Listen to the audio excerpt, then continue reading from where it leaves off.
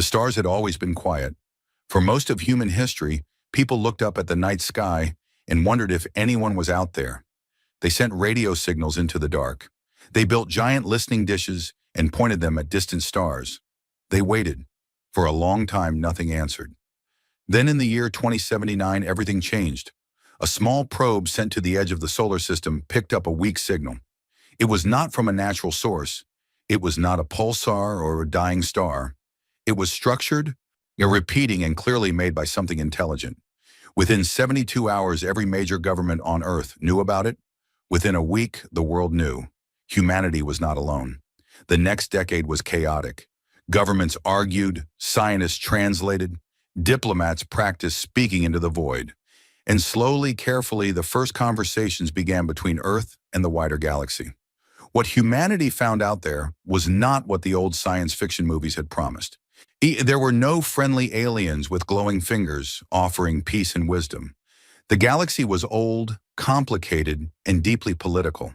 There were hundreds of civilizations out among the stars, and most of them had been watching Earth for a long time without saying a word. The group that finally made contact was called the Galactic Conclave. It was a council of over 200 alien species, spread across thousands of star systems. Some of them had been traveling between stars for millions of years. Some had technology that made human science look like cave paintings. They were polite, organized, and very clear about one thing. Humanity was new, humanity was small, and humanity should be grateful just to have a seat at the table. Earth accepted the terms. Humanity joined the conclave as a junior member, which meant they had the right to speak, but not the right to vote on anything important. They were given access to basic star maps, basic trade routes, and very basic medical technology. The conclave kept its most advanced knowledge locked away, reserved for older and more trusted species. Still, humanity moved fast. By 2120, humans had built their first real starships. By 2140, they had small colonies on 3 planets outside the solar system. By 2187, there were over 40 million humans living among the stars, spread across Mars, the asteroid belt, several moons of Jupiter and Saturn, and 3 colony worlds in nearby star systems. The conclave still called them the young ones. Most alien species found humans to be strange. They were too emotional. They made decisions based on feelings and not just logic. They laughed at things that weren't funny. They cried at things that didn't matter. They got attached to objects and animals and places. They named their ships after dead people and old myths. Actually, they seemed to carry the weight of their entire history on their shoulders at all times. But they were also productive, harder working than many older species expected, and they were very, very good at learning. Admiral Serena Voss was one of the best examples of what humanity could produce when it tried. She was 53 years old, with short gray hair and eyes that always looked like they were calculating something. She had spent 30 years in the United Earth Defense Command, in which everyone simply called the UEDC. She had fought in 2 small border conflicts near the outer colonies.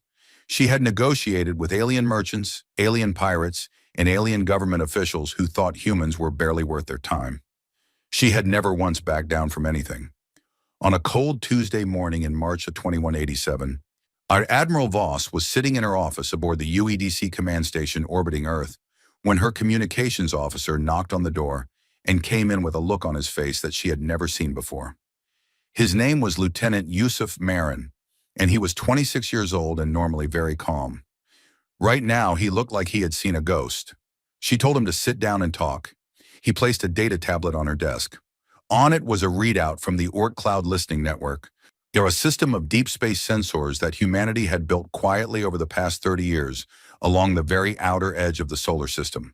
The network was not advertised to the conclave. Most of its existence was classified.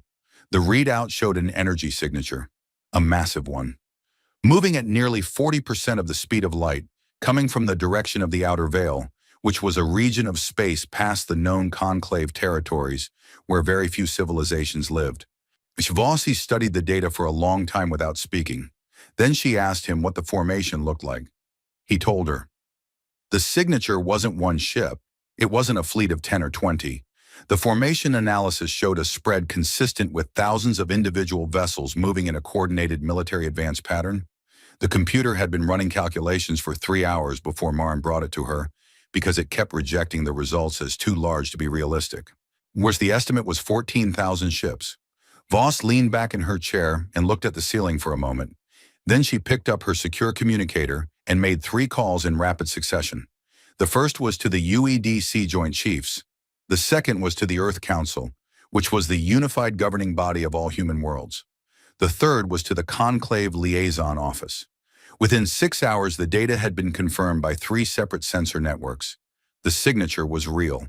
The fleet was real, and based on its heading, speed, and trajectory, it was aimed directly at the solar system. Humanity had a visitor coming. The problem was that this visitor had not sent any greetings. The Conclave Liaison, a tall, thin being from a species called the Vereth, arrived at the UEDC command station the following morning. Its name was Ambassador Sear, and it had always been one of the more respectful alien diplomats in dealing with humans. It walked into the briefing room. Hossa looked at the data spread across the wall screens and was quiet for a very long time. Then it said something that made the room go cold. It said it recognized the formation. The fleet belonged to a civilization called the Krethnar. They were an old empire, nearly 1,000 years of deep space travel behind them. They were not members of the Conclave. They had been offered membership several times and had refused every time, because the Krethnar did not believe in councils or agreements. They believed in one thing only: dominance. In the past 600 years, the Krethnar had attacked and destroyed 23 civilizations, not defeated them, not conquered and enslaved them, destroyed them. Every city, every ship, every colony, every living member of those species, gone. The Krethnar called it cataloging. They would study a species first, learn everything about them, and then eliminate them completely, keeping only their data in a massive archive aboard their flagship. 23 species extinct, cataloged. The Conclave had never stopped them because the Krethnar were powerful enough that any direct war would cost thousands of ships and hundreds of billions of lives. So the Conclave watched and shuddered and quietly moved their own populations away from the paths the Krethnar traveled. And now the Krethnar were coming to Earth. Ambassador Sear delivered the Conclave's official recommendation with a tone that was clearly uncomfortable. The Conclave advised humanity to begin the immediate evacuation of the solar system. They would open temporary refugee corridors to 3 Conclave worlds where humans could settle while alternative arrangements were discussed. The Conclave would formally protest the Krethnar advance through diplomatic channels. The Admiral asked if those diplomatic channels had ever worked before. Ambassador Sear was quiet for a moment. Then it said no. Voss thanked the ambassador for the information and escorted it out of the briefing room. Then she closed the door, turned to her officers, and told them to start preparing. Not for evacuation, for everything else. Over the next 12 hours, the Earth Council met in emergency session. Every head of government from every human world was connected through secure channels. The meeting lasted 9 hours. There were arguments. There were moments of fear. A few voices called for the evacuation plan, was saying that survival was more important than pride. But the majority did not agree. Because the truth was this: if humanity ran, they would have nothing to come back to. The Krethnar did not leave things behind. They cataloged, they erased. There would be no Earth to return to, no solar system to rebuild in. The colonies in other star systems were small and fragile, and could not support all of humanity permanently. Running was not survival. Running was a slower kind of extinction. And so the vote was taken. Humanity would not run. The decision was made quietly. No speeches were broadcast to the public. No dramatic declarations were sent to the Conclave. The governments of every human world simply began to move, coordinating through secure UEDC channels in ways that the wider galaxy never saw. The Conclave watched and waited for the evacuation ships to begin launching. None did. 3 days after the initial detection, a second piece of information arrived that made everything more real. One of the long-range sensor buoys in the Oort Cloud network had managed to intercept a tight beam transmission from the Krethnar fleet. It was a short message, clearly a standard advance notice that the Krethnar sent before they arrived at any target. It had been decoded by the UEDC translation team in under 4 hours. partly because human linguists had spent years studying the few fragments of Krethnar communication that had ever been recorded. The message was simple. It said, "Earth will be cataloged, then silenced." When Voss read the decoded message, she printed it on a piece of paper, which was an odd thing to do in 2187, but she had always liked paper. She folded it in half and put it in the front pocket of her uniform jacket, where she would keep it for the next 11 months. Not out of fear, she hid her out of focus, because when the hardest moments came, and she knew they were coming, she wanted to be able to reach into her pocket and remember exactly what was at stake. The Krethnar fleet was still months away. At its current speed, the best estimates placed its arrival at the outer edge of the solar system at approximately 11 months and 2 weeks from now. That was not a lot of time, but it was something. Humanity had always been very good at using the time it had. Voss called a second senior staff meeting the morning after the decoded message arrived. She stood at the head of the table and looked at the faces of her officers, people she had served with for years, people who were clearly frightened but were doing a very professional job of not showing it. And she told them something that only a handful of people in the entire galaxy knew. She told them that humanity had not spent the last 40 years doing nothing. She told them that there was a program. She told them its name, Project Longwall. The officers in the room who already knew the name kept their faces very still. The ones who were hearing it for the first time looked confused for a moment, then uncertain. Then something shifted in their eyes as she began to explain. The confusion faded. The uncertainty faded. What replaced it was hard to describe exactly. It was not quite confidence. It was not quite relief. It was something more like recognition. The feeling of understanding, for the first time, that the ground beneath your feet was not as thin as you thought. Outside, across the solar system, the planets continued to turn. On Earth, cities went about their business. People went to work, raised families, watched entertainment feeds, argued about politics. Most of them did not know what was coming. The governments had decided to manage the information carefully, to avoid panic, to keep daily life as stable as possible, while the preparations moved forward. And among the stars, moving at impossible speed through the dark, the Krethnar fleet crossed another 1 billion kilometers of space, 14,000 ships, coming for a planet they had already decided to silence. They had done this 23 times before. They had never once been surprised. They had never once failed. But this time, something was different. This time, the target had known they were coming and had been getting ready for a very long time. Yet in the Conclave's Grand Diplomatic Hall, 3 star systems away, Ambassador Sear filed his report on the situation and included one detail that it could not fully explain. When it had been in the UEDC briefing room and had told the human admiral that the evacuation was recommended, the admiral had not looked frightened. She had looked like someone who had just been handed a reason to use something she had been building for years. Sear had served as a diplomat for over a century. It had watched species face extinction-level threats. It knew what fear looked like on 100 different kinds of faces. What it had seen on Admiral Voss's face was not fear. It wrote that detail in its report, underlined it, and then sent an additional private message to its own government that was not part of the official report. The message said only 5 words. "I think we misjudged them."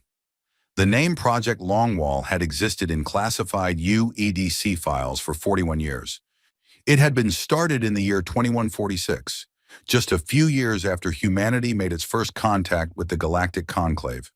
At the time, most people on Earth were celebrating. The discovery of alien life, of a whole galaxy full of civilizations, felt like the beginning of something wonderful. Politicians gave speeches about a new era of cooperation. Scientists talked about all the knowledge that would be shared. People looked up at the stars with something new in their hearts. But not everyone felt that way. A small group of UEDC officers and defense analysts had looked at the conclave data differently. They had read the history files that came with first contact, the quiet records of wars, extinctions, collapsed civilizations, entire species gone from the galaxy. They had seen that the conclave was not a family. It was a collection of powerful groups who cooperated when it suited them and looked away when it didn't. And they had seen the Krethnar. In the file on the Krethnar was not long, but it was enough. 23 civilizations, 600 years of recorded destruction, a pattern that never changed. The Krethnar moved, they cataloged, they silenced. These analysts and officers wrote a report. It was classified at the highest level. It went to a small group of Earth Council members who read it, went pale, and then made a decision that they would keep secret from the general public. From the conclave, and from almost everyone in the UEDC itself. They decided that humanity would prepare, not visibly, not in a way that would alarm the conclave or invite attention from the Krethnar or any other dangerous power. Quietly, carefully, over decades, they would build something.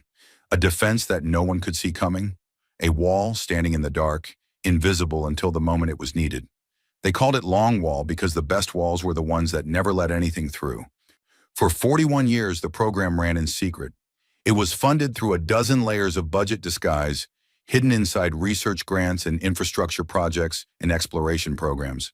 The people who worked on it were carefully selected and deeply trusted.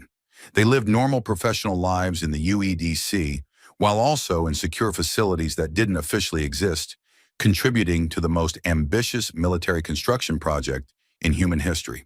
Hurry by the time Admiral Voss stood in that briefing room and said the name to her officers, Project Longwall had produced three things. The first was the Ragnarok platforms.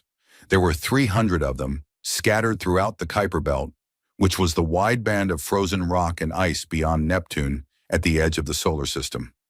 Each platform was roughly the size of a small city, built around a frame of dense asteroid material that made them nearly impossible to detect against the natural background of the belt. They had been constructed piece by piece over 15 years and then assembled in place, camouflaged against the rock and ice around them. Each platform carried two weapon systems. The first was a relativistic mass driver, a magnetic acceleration cannon so powerful that it could take a dense metal projectile and push it to 70% of the speed of light. At that speed, a projectile the size of a small car carried the energy of a nuclear weapon. The physics were simple and brutal. Mass times velocity. At 70% of the speed of light, even a small object hit with the force of a small star. There was no shield technology in the known galaxy rated for a direct hit from a relativistic round. The Conclave had treaties against building such weapons because they were considered too dangerous and too indiscriminate. Why humanity had built 300 of them. The second weapon on each platform was an antimatter beam array. This was more precise and shorter range, designed to cut through hull armor at close distances. Less dramatic than the mass drivers, but faster to aim, faster to fire, and able to cycle through targets very quickly. Together, a single Ragnarok platform could threaten a small fleet on its own. 300 of them, firing simultaneously from the Kuiper Belt into an advancing enemy formation, would create a wall of destruction that nothing could push through without catastrophic losses. The second achievement of Project Longwall was the Ghost Fleet.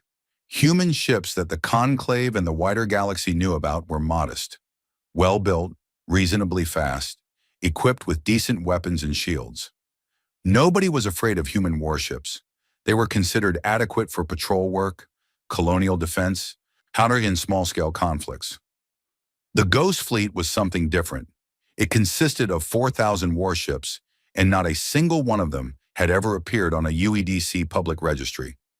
They did not exist in any file that the Conclave had access to. They had been built in secret dry docks hidden inside large asteroids in the outer belt, using a construction technique that produced almost no detectable emissions.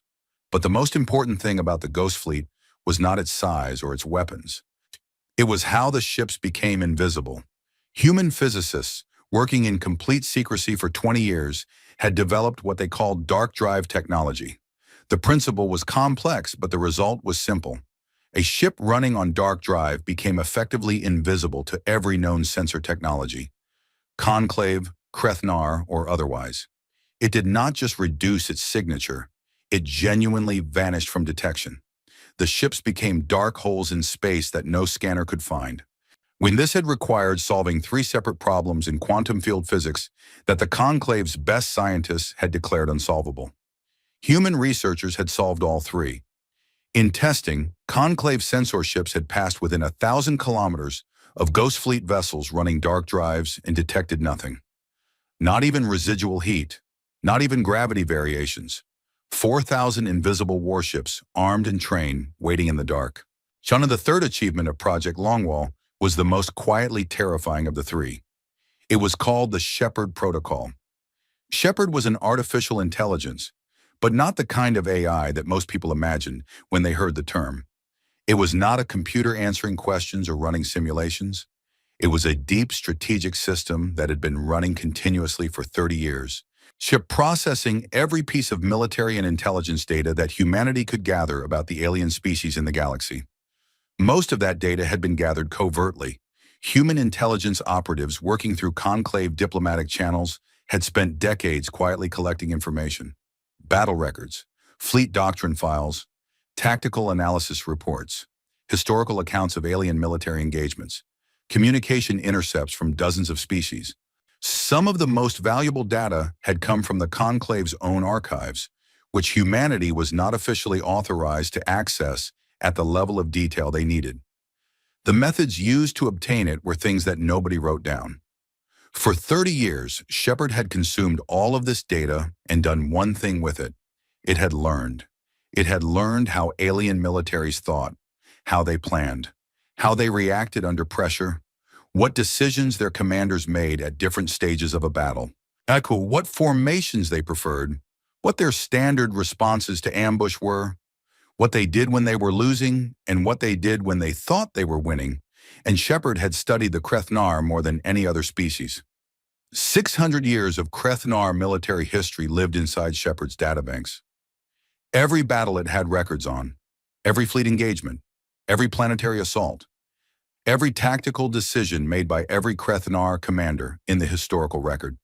Shepard could predict, with a high degree of accuracy, what the Krethnar fleet would do in almost any scenario. Not perfectly. War was never perfect, but well enough to plan against. Well enough to set traps that their doctrine would lead them into. Well enough to be one step ahead. Admiral Voss had spent 3 months working with Shepard before the Krethnar were ever detected, running through various invasion scenarios as part of standard contingency planning. She knew the system well.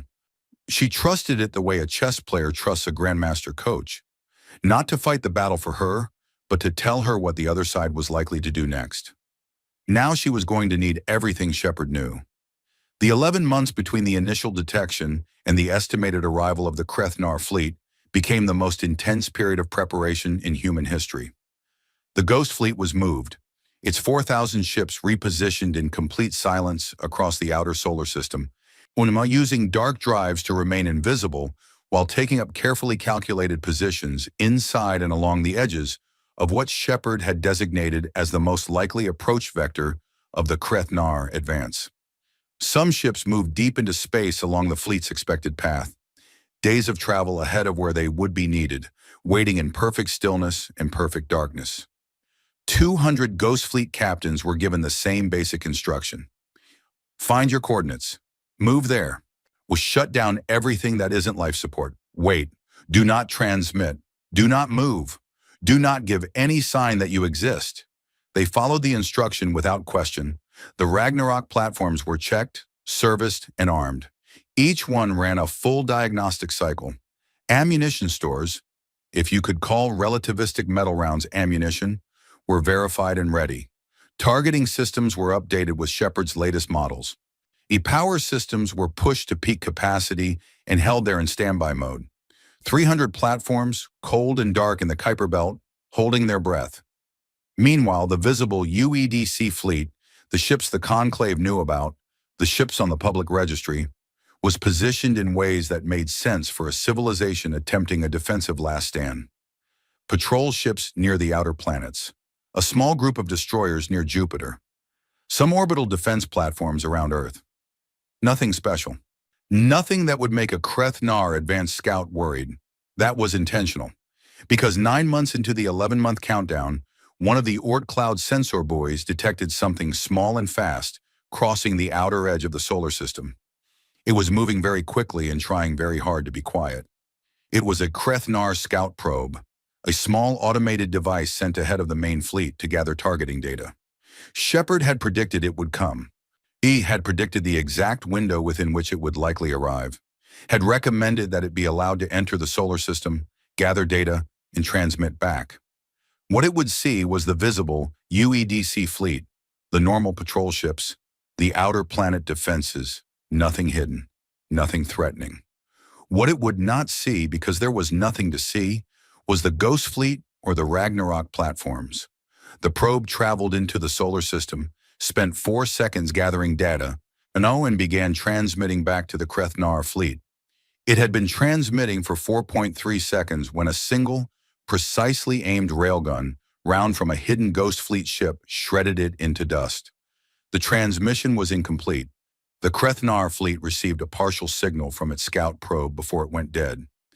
In the Krethnar fleet's command structure, a junior intelligence officer filed a report noting that the scout probe had been destroyed, likely by a human defensive weapon, and that the signal had been cut short before full data transfer. The officer recommended sending a second probe.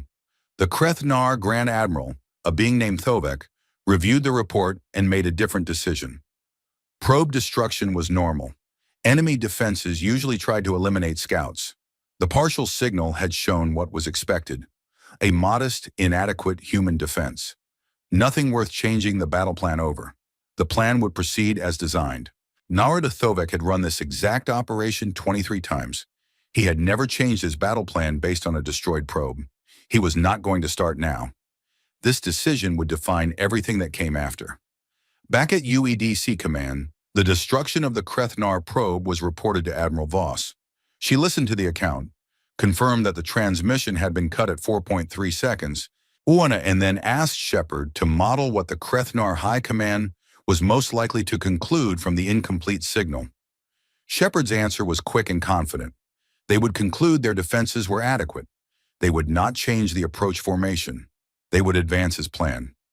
Voss looked at the holographic display of the solar system above her command table. 14,000 ships coming from deep space. 10 weeks away now, every piece of her preparation in place. The Ragnarok platform sitting cold and silent in the Kuiper Belt. The Ghost Fleet invisible and waiting along the approach path. Shepard running through its final battle models, updating probability estimates, refining the coordinates of the trap she had spent months designing. She thought about the 23 species that Krethnar had destroyed. She thought about the message in her front pocket. Earth will be cataloged, or then silenced. She thought about 8 billion people on Earth who were going about their lives right now, not knowing what was coming, trusting without knowing it that someone was standing between them and the dark. Then she turned to her senior staff and told them that in 10 weeks, when the Krethnar fleet crossed the heliopause and entered the solar system, they were going to walk into the most complete trap ever built by any civilization in the history of the galaxy, and they were never going to see it coming. One of her officers, a young captain named Dara Wells, who was 29 and had joined the UEDC straight out of university and had never seen a real battle, raised her hand and asked one question. She asked what they should do if something went wrong. Voss looked at her for a moment. Then she said that they would figure it out, because that was what humans did. In the conclave diplomatic halls 3 star systems away, when Ambassador Sear was watching the situation reports and noting with growing confusion that humanity still had not launched a single evacuation ship. Not one colony transport had moved toward the refugee corridors the conclave had opened. The humans were just sitting there, waiting. For what, Sear could not fully understand. But the feeling it had first felt in that UEDC briefing room had not gone away. If anything, it had grown stronger. Something was hidden here. See, something the humans had never shown anyone. And in 8 weeks, whatever it was, the whole galaxy was going to see it for the first time. The Krethnar fleet dropped out of transit drive at 0300 hours, Earth Standard Time. One moment, the outer edge of the solar system was quiet and dark.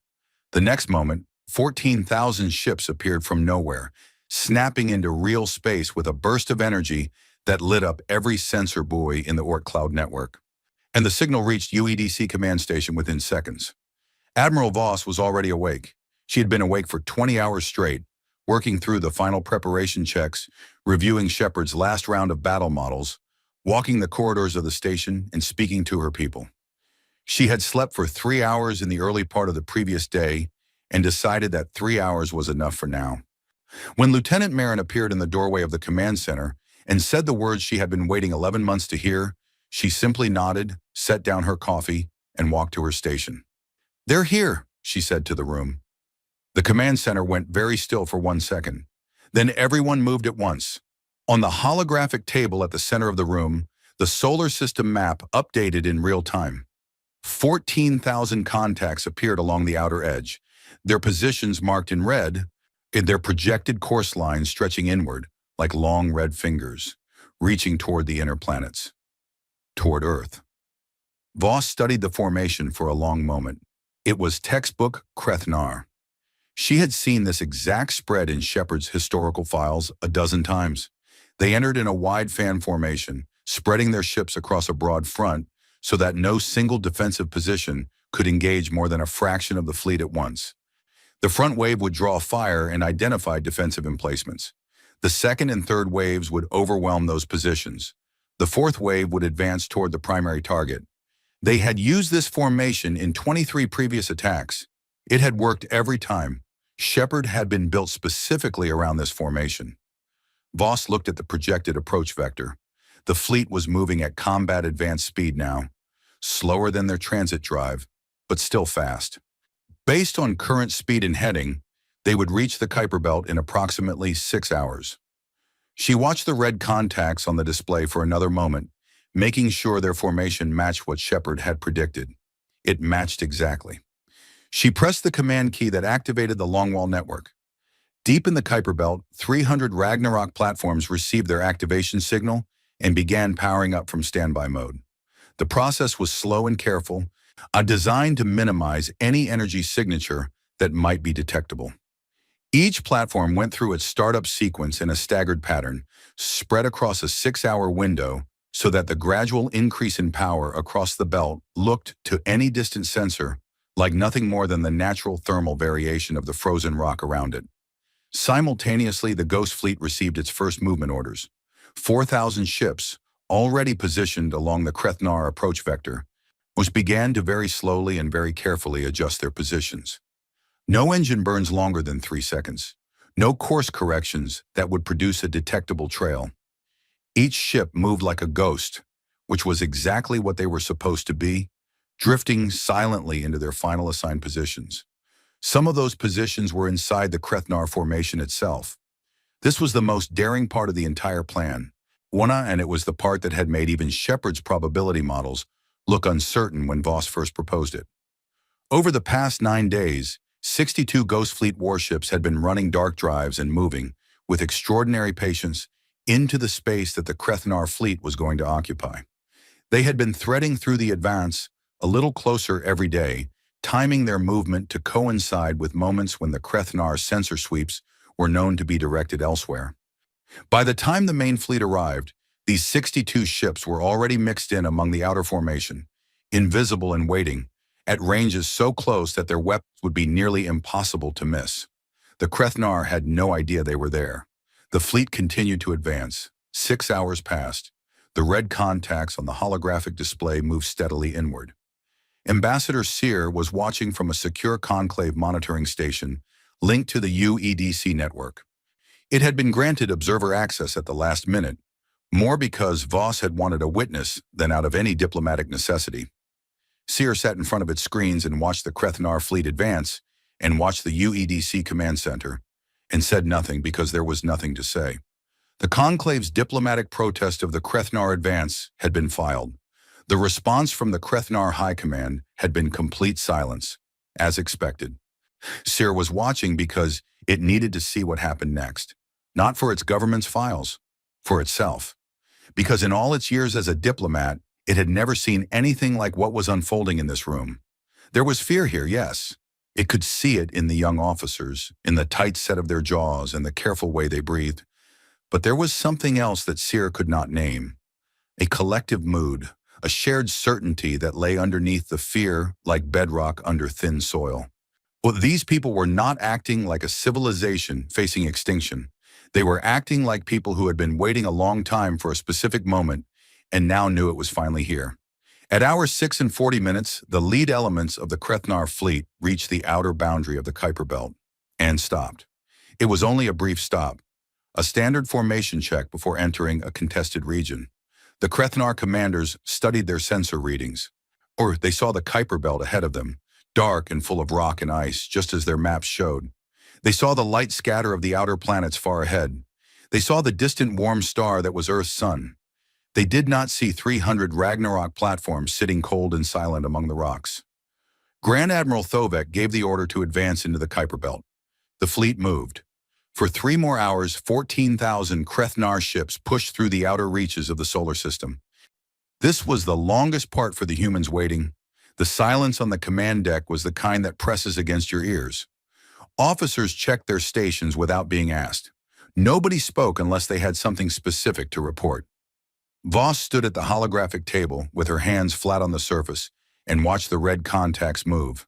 She watched the numbers: distance, formation, density, heading, speed. She watched and she waited, and she held the image of those 300 platforms in her mind. Dark and still among the rocks, full of power that had been building for decades, waiting for one word. At hour 9 and 52 minutes, the Krethnar fleet reached the coordinate that Shepard had identified 6 months earlier. It was a point in space between the Kuiper Belt and the orbit of Neptune, where the formation density of the advancing fleet would be at its highest and where the angles from the Ragnarok platforms were optimal for maximum coverage. Shepard had a name for it in its tactical files: the kill box.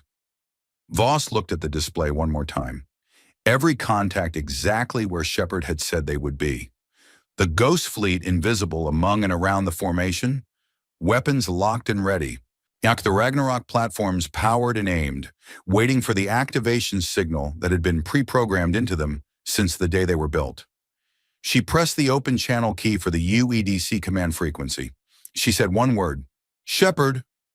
The word went out across the secure network and reached every UEDC ship and every Ragnarok platform in a fraction of a second. What happened next happened so fast and from so many directions that even the recordings would take analysts weeks to fully understand. 300 Ragnarok platforms fired simultaneously. The Kuiper Belt lit up. It did not look like a battle beginning. It looked like the edge of the solar system had suddenly caught fire. 300 mass drivers, each accelerating projectiles to 70% of the speed of light, opened fire at pre-calculated targets across the Krethnar formation. Thousands of rounds in the first second alone, moving at a speed that made evasion impossible. Moving so fast that by the time a Krethnar sensor registered the launch signature of a round, the round had already arrived. At the same moment, 62 Ghost Fleet ships inside the Krethnar formation dropped their dark drives and opened fire at point-blank range. Their targets were the Krethnar command ships, communications relays, and formation anchor vessels. Exactly the ships that Shepard had identified as critical to the coordination of the fleet's tactical response. From outside the formation, 4,000 Ghost Fleet ships decloaked along the approach flanks and began their attack runs. In the first 80 seconds of the engagement, 612 Krethnar vessels were destroyed or critically damaged. The Krethnar fleet, which had advanced in perfect textbook formation, suddenly had fire coming at it from 3 directions at once, including from inside its own formation, from weapons that nobody had ever told them existed, using technology that their science had not believed was possible. On the Krethnar flagship, Grand Admiral Thovek received damage reports that arrived so quickly they overwhelmed his command systems. His formation was breaking. Ships were being destroyed faster than his fleet command network could track. His communication ships were gone. His sensor arrays were reading ghost signals in every direction. His advanced formation was folding as captains tried to maneuver away from fire that was coming from angles that made no sense. He was, for the first time in 300 years of military command, not sure what to do. He had never been ambushed before.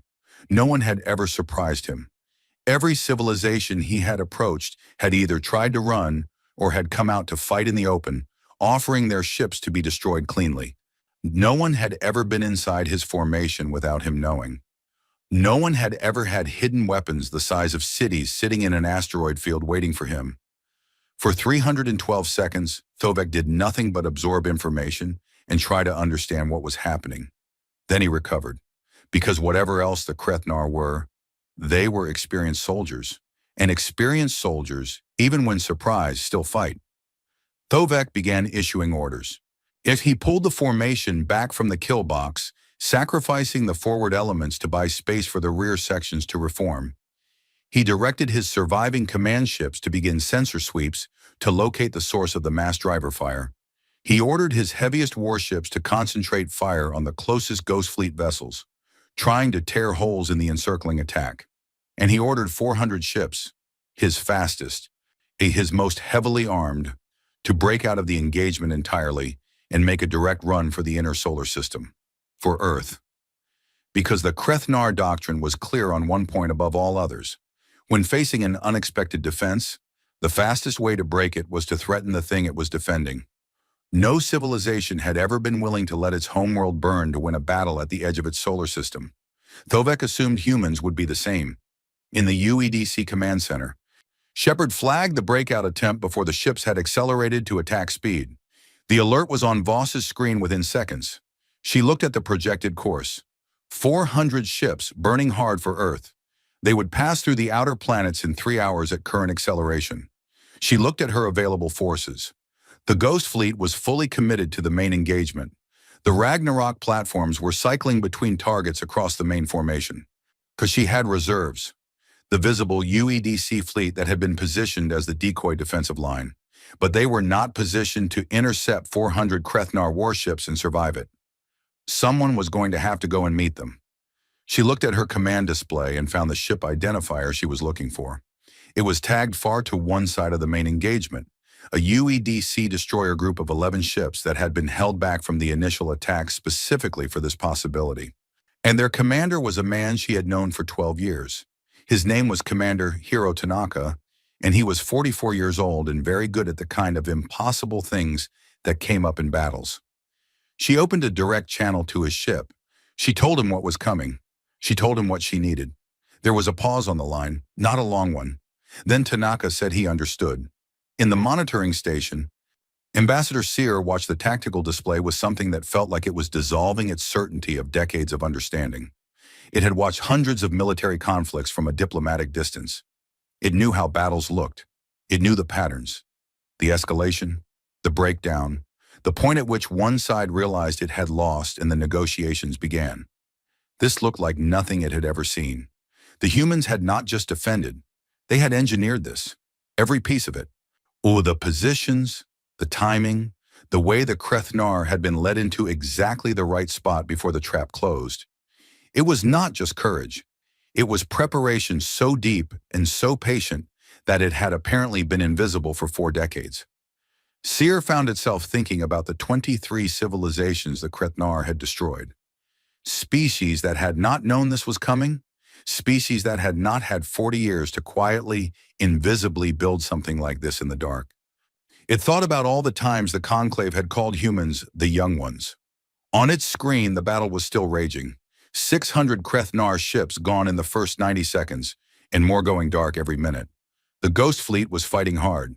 The Ragnarok platforms were firing in steady rotation, wave after wave of relativistic rounds hitting the Krethnar rear formation.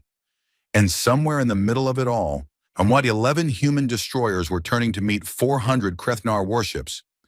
Sear stared at the screen for a long time. Then it sent a message to the Conclave Grand Assembly that contained no analysis and no diplomatic language.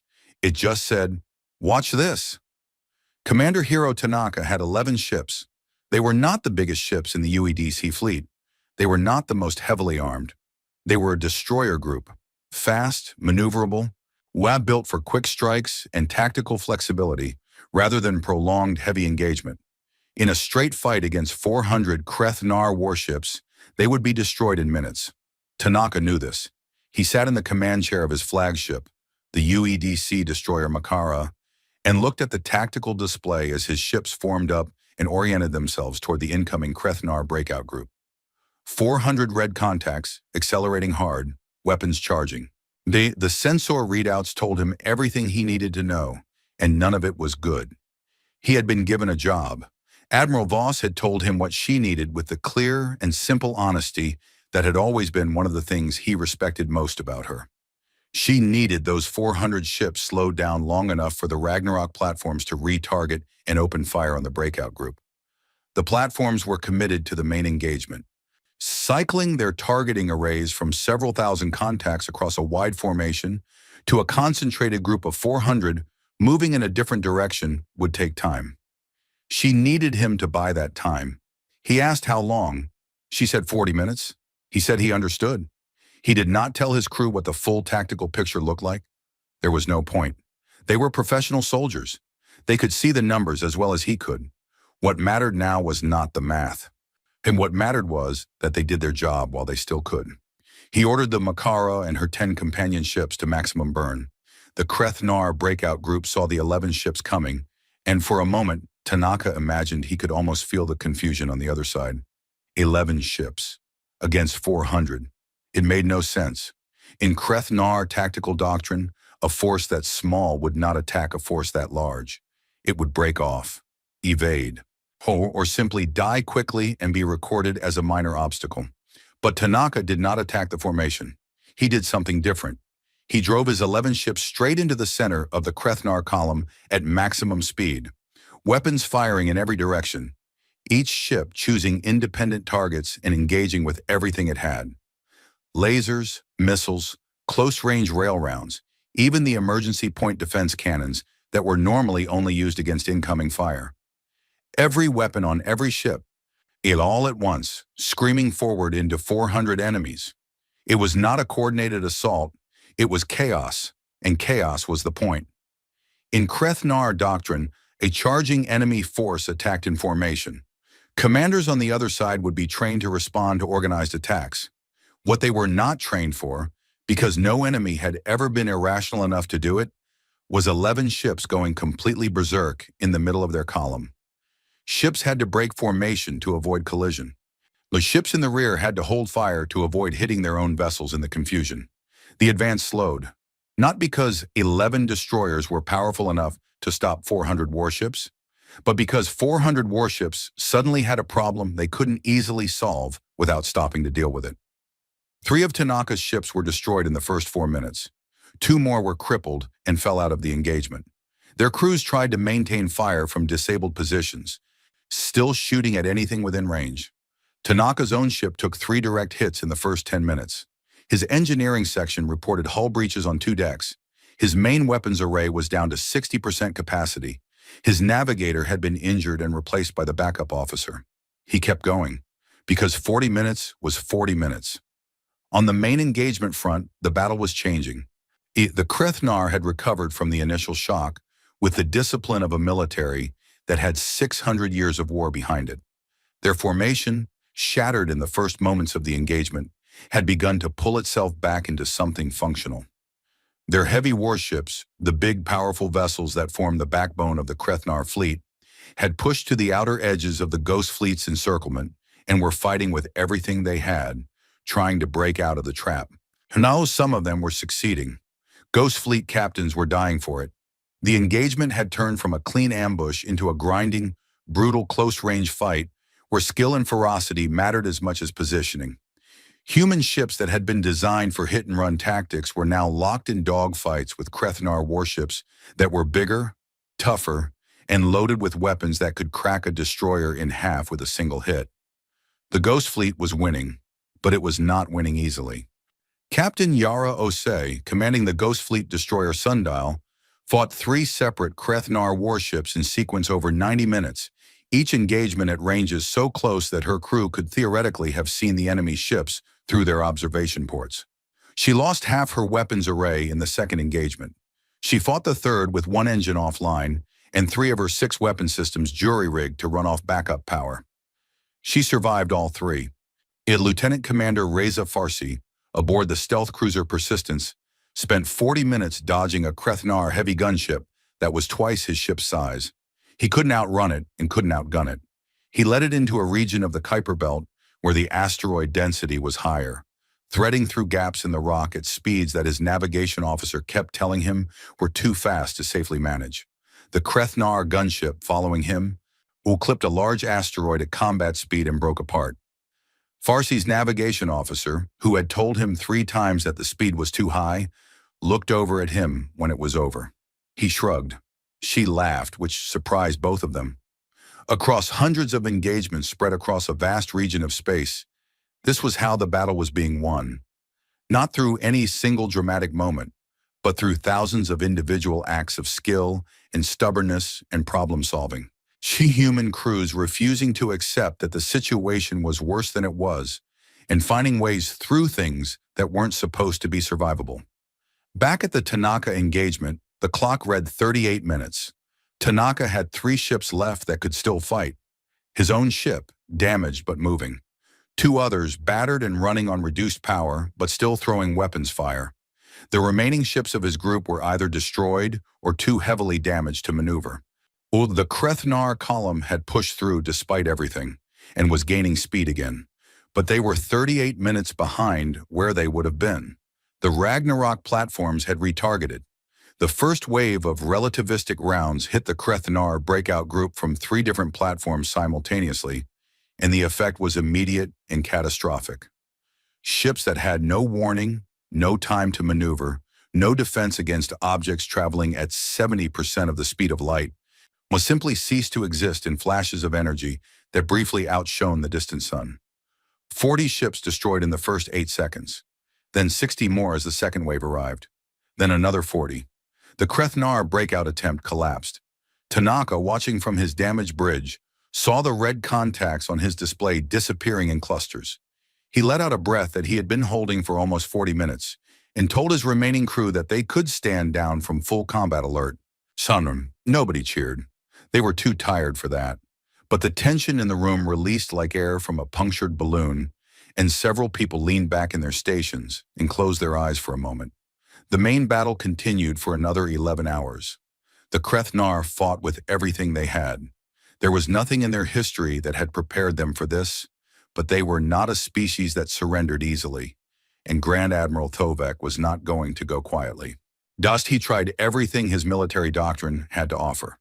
He attempted a concentrated breakthrough at the Ghost Fleet's northern engagement line, massing 300 of his heaviest warships in a single push. Shepard had modeled this exact maneuver and had pre-positioned 4 Ragnarok platforms specifically for it. The breakthrough attempt cost the Krethnar 200 ships in 20 minutes and gained them nothing. He tried dispersing his fleet into small groups, hoping to overwhelm the Ghost Fleet's targeting by presenting too many individual contacts to engage at once. Shepard had modeled this too. Human ships followed individual groups with precision, and the Ragnarok platforms switched to what their targeting systems called area denial mode, filling zones of space with enough relativistic fire that nothing could move through them safely. He tried falling back, attempting to create distance from the Kuiper Belt and the mass driver fire. The Ghost Fleet followed, and when his rear formation turned to fight the pursuit, they found themselves in a crossfire between the pursuing ships and reserve Ghost Fleet units that had been waiting specifically for a retreat scenario. Shepard had modeled everything. At hour 17, Thovek had fewer than 4,000 ships left. He was being pressed from all sides. The kill box had expanded to cover nearly half the outer solar system, and there was no direction he could move that didn't lead into fire. His communication network was still functional, but only barely. His heavy warships were taking damage faster than his repair crews could manage. He looked at the battle data for a very long time. Then he did something that no Krethnar military commander had done in recorded history. He opened a communication channel to the UEDC command frequency. In the UEDC command center, the alert for an incoming Krethnar transmission appeared on Lieutenant Marin's screen, and he stared at it for 3 full seconds before he believed it was real. Then he turned to Admiral Voss and told her. She looked at him. Then she looked at the display. Then she said to put it through. The translation came through Shepard's language system a fraction of a second after the transmission arrived, the words appearing in clear text on the main screen. To Grand Admiral Thovek requested terms of surrender. It was a simple statement. No explanation. No context. In Krethnar language, it was a short, direct formal declaration, and it said exactly what it needed to say in the minimum possible number of words. The Krethnar were not a species that elaborated. They said what was true and left it there. The room was silent. Nobody had known this was possible. Not because they hadn't hoped for it, But because nobody had any record of the Krethnar ever having done it before. In 600 years of warfare, across 23 civilizations, the Krethnar had never, not once, surrendered. Voss looked at the text on the screen for a long time. Outside, the battle was still running. Ghost Fleet ships were still in contact with the remaining Krethnar vessels. The Ragnarok platforms were still cycling. People were still fighting and dying in the dark beyond Neptune. She told the communications team to hold all offensive operations pending confirmation that the surrender request applied to the full fleet. Then she composed a response. It was short. It said that the UEDC would accept a full cessation of hostilities by the Krethnar fleet, conditional on immediate weapons cold across all vessels, formation hold at current positions, and direct communication from the fleet command to all individual captains ordering compliance. Whilst non-compliance by individual ships would be treated as a continuation of hostilities. She sent it. 7 minutes later, a second message came back. Compliance order transmitted to all Krethnar fleet elements, weapons standing cold. Across the outer solar system, the last exchanges of fire sputtered out like candles going dark one by one. Ghost Fleet ships held positions. Ragnarok platforms held their fire. The silence that fell over the engagement zone was the most profound silence that any human in the command center had ever heard in a battle. Marin looked at the current fleet count on his display. Of the 14,000 Krethnar ships that had entered the solar system, 9,042 had been destroyed, were critically damaged, or had lost all power. 3,100 were damaged but functional. The remaining 1,800 ships, including the flagship, were intact. All of them were holding position beyond Neptune, weapons cold, waiting for orders from their Grand Admiral. And across the galaxy, transmitted in real time through Sear's observation relay to the Conclave's main communication network, every species that had been watching the data feed saw the count. They saw how long the battle had lasted. They saw the numbers on both sides. They saw the weapons that humanity had built in secret. They saw the way the entire engagement had been designed and executed precisely according to a plan built over 4 decades. And then they saw the thing that would be talked about for generations. They saw a Krethnar Grand Admiral ask for mercy from the species he had come to silence. In the Conclave's Grand Assembly Hall, on a dozen different worlds, in trading stations and government buildings and military headquarters, across hundreds of star systems, beings of every shape and description sat in silence in front of their information screens.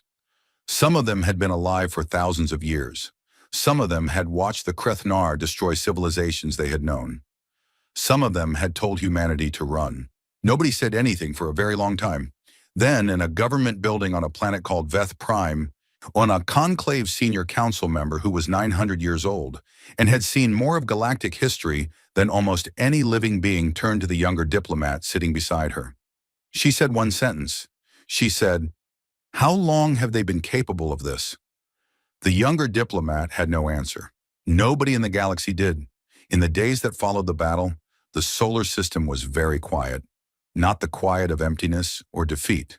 And the quiet of people who had been holding their breath for 11 months and had finally, very slowly, started to let it out. The news had reached the general public within hours of the surrender. There was no way to keep it contained.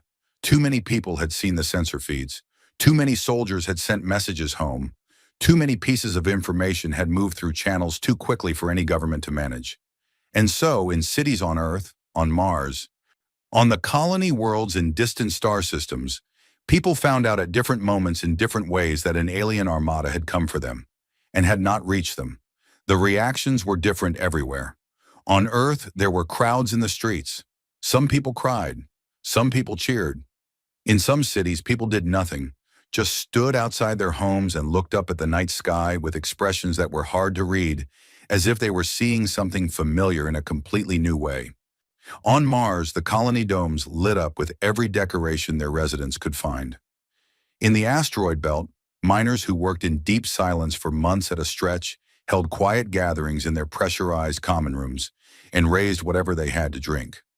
In the outer solar system, the surviving Krethnar fleet sat in a containment zone beyond Neptune. It had been moved there in the first 3 days after the surrender, each ship guided by Ghost Fleet escorts to designated holding positions, The weapons locked, shields down, all systems running under UEDC monitoring. The Krethnar did not resist. Their ships moved where they were directed and held where they were told to hold. Whatever their feelings were about the situation, they kept those feelings to themselves. The containment zone was not a prison in the traditional sense. There were no energy barriers. There were no force fields holding the ships in place.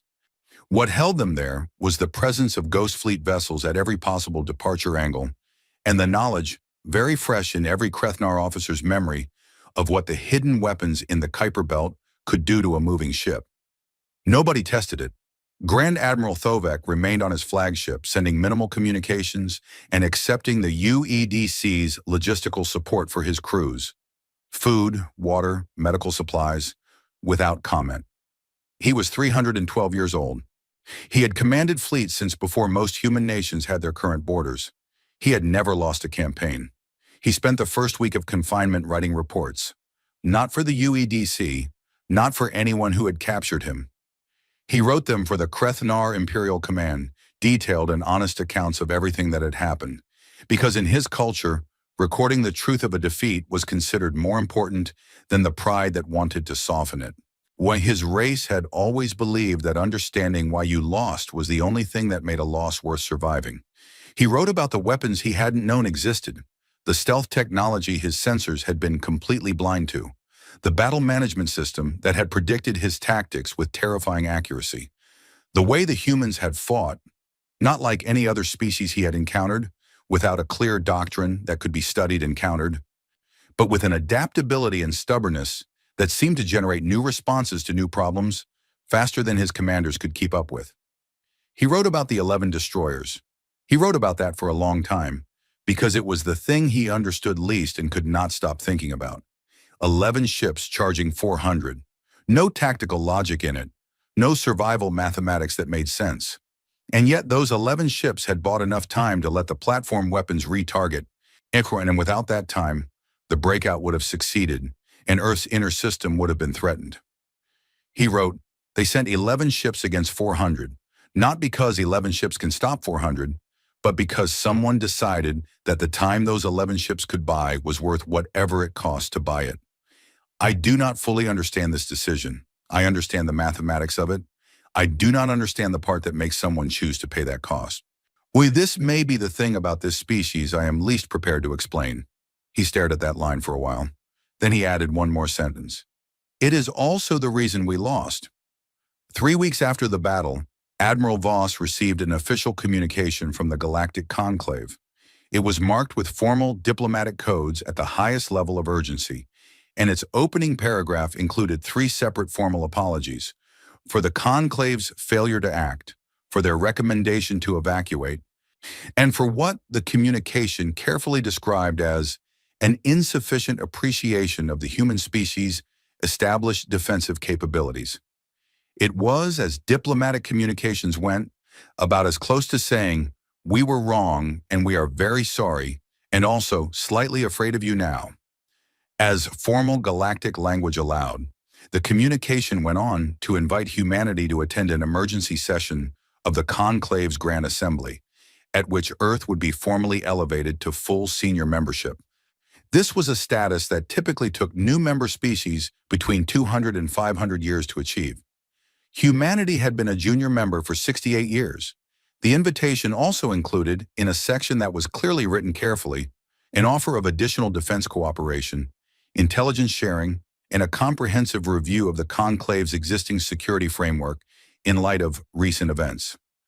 Voss read the communication twice. Then she called Ambassador Ilara Osei, who was Earth's senior diplomatic representative to the Conclave, and read the relevant sections to her over a secure channel. Osei listened without interrupting. She was 61 years old, had spent 30 years in galactic diplomacy, and had spent most of those 30 years being talked down to by species who thought humanity was too young and too small to deserve real consideration. She listened to the communication, and when Voss finished reading, there was a short pause. When then Osei said that she would handle it, Voss believed her. 2 weeks later, Ambassador Osei walked into the Conclave's Grand Assembly Hall, accompanied by a small team of assistants and one UEDC military liaison. The hall was the most imposing room she had ever been in, a vast circular space designed to accommodate representatives from 200 different species, armed with tiered seating that rose up on every side, and a central speaking floor where the matter being discussed was projected in holographic detail above a platform. The hall was full. Every conclave member had sent its highest available representative. There were species present that rarely attended Grand Assembly sessions at all. The room was quieter than a conclave session usually was, and the quiet had a different quality than usual. Not the efficient, the structured quiet of a working political body, but the careful quiet of a room full of beings who were not entirely sure how to conduct themselves in the current situation. When Osei walked onto the central floor, the room went even quieter. The conclave's senior diplomat, a very old being named Harith, from a species called the Laurel, stood to deliver the formal opening. Harith began by reviewing the events of the past weeks for the record: the Krethnar advance, the battle, the surrender, or the containment of the surviving fleet. Each point presented clearly and accurately. Then Harith offered, on behalf of the full conclave, a formal apology to the human species for the inadequacy of the conclave's response and a formal recognition of what humanity had accomplished. Then Harith asked Ambassador Osei if she would like to speak. Osei stepped to the central platform. She looked up at the tiers of alien faces around him.